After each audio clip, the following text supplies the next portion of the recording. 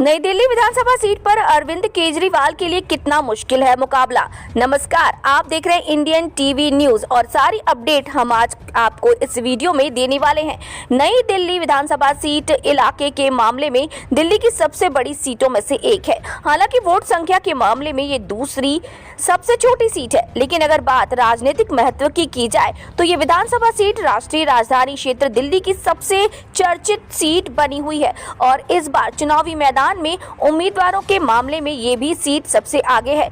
कुल 40 उम्मीदवारों ने इस सीट से पर्चे दाखिल किए हैं, कुछ ने वापस ले लिए और कुछ के रिजेक्ट हो गए। अब 23 उम्मीदवार यहां से मैदान में हैं। आम आदमी पार्टी के संयोजक और पूर्व मुख्यमंत्री अरविंद केजरीवाल यहां से 3 बार विधायक रह चुके हैं और इस बार भी इसी सीट से उम्मीदवार हैं। बीजेपी ने पूर्व मुख्यमंत्री साहब सिंह वर्मा के बेटे प्रवेश वर्मा को उम्मीदवार बनाया, तो कांग्रेस की तरफ से पूर्व मुख्यमंत्री शीला दीक्षित के बेटे संदीप दीक्षित है। बहुजन समाजवादी पार्टी ने यहाँ वीरेंद्र को उम्मीदवार बनाया है। अगर पिछले 3 दशकों के इतिहास को देखा जाए तो जिस पार्टी ने ये सीट जीती है उसी ने दिल्ली में सरकार बनाई है। 1993 में यहां से बीजेपी की कीर्ति आजाद विधायक बने और दिल्ली में बीजेपी ने नई सरकार बनाई। 1998 में शीला दीक्षित ने ये सीट जीती और दीक्षित 2008 तक लगातार यहां से जीतती रही और दिल्ली की मुख्यमंत्री बनती रही। 2013 में नई बनी आम आदमी पार्टी ने नेता अरविंद केजरीवाल ने शीला दीक्षित को यहां से हटाया।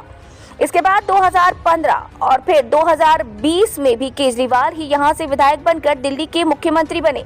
पिछले चुनाव में केजरीवाल ने यहां 61.10% मत हासिल किए थे, जबकि साल 2015 के चुनाव में उन्होंने 64.34% वोट हासिल किए थे।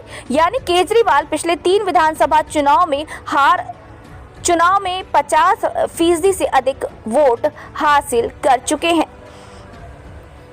पिछले चुनाव में कांग्रेस को यहां सिर्फ 4% के आसपास ही मत मिले थे, जबकि बीजेपी के हिस्से में लगभग 33% मत आए थे।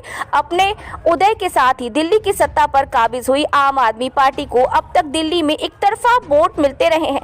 पिछले चुनाव में 70 में से 62 सीटें जीती गई, लेकिन अब लगभग 12 साल के शासन के बाद आम आदमी पार्टी के लिए दिल्ली में सत्ता बनाए रखना एक चुनौती बन गया है। पार्टी के बड़े नेता भ्रष्टाचार के आरोप में फंस चुके हैं। कथित शराब घोटाले में जेल गए अरविंद केजरीवाल ने जमानत मिलने के बाद मुख्यमंत्री का पद छोड़ते हुए कहा था कि अगर दिल्ली की जनता उन्हें फिर से चुनेगी तभी वो सीएम पद पर लौटेंगे और अब दिल्ली में विधानसभा चुनाव है।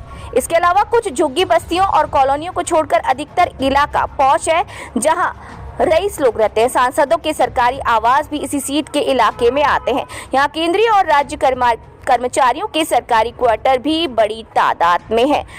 इस तरह से किस तरह वोट मिलता है केजरीवाल को, ये तो आने वाले चुनाव में साबित हो ही जाएगा और आने वाले चुनाव में नतीजे भी देखने को मिलेंगे। फिलहाल हो सकता है कुछ वजहों से केजरीवाल की मुश्किलें बढ़ जाए। आपको ये वीडियो कैसा लगा कमेंट बॉक्स में कमेंट करके जरूर बताएं।